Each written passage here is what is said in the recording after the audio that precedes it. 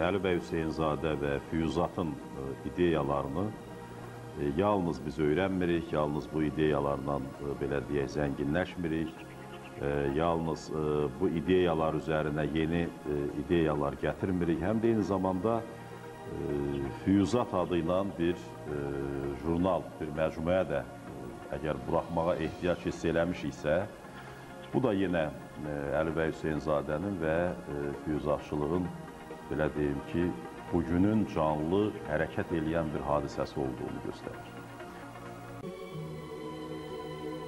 Bizim bir sıra mətbuat orqanlarımız var ki, onlarda məhz elmilik çatışmır.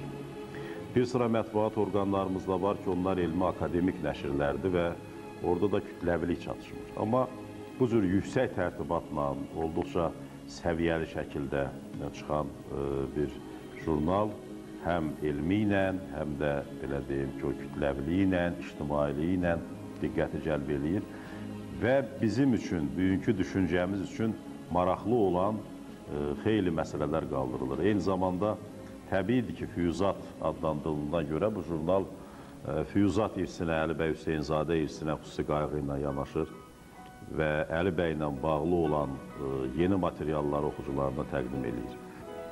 Bu jurnal hər hansı bir iddiadan uzaqdır, hər hansı münaqişədən uzaqdır. Əksinə, o Əli bəy Hüseynzadənin də o xarakterində var idi. Hətta mübahisələrini də çox böyük mədəniyyətlə aparırdı. Belə Füyuzatdan da görülür. Və həmin mədəniyyətin daşıyıcısıdır bu jurnal və Füyuzatı bizə, yəni elə çatdırır ki, biz bu jurnalın məhz Füyuzat adlandırılmağından nəysə narahat olmuyor.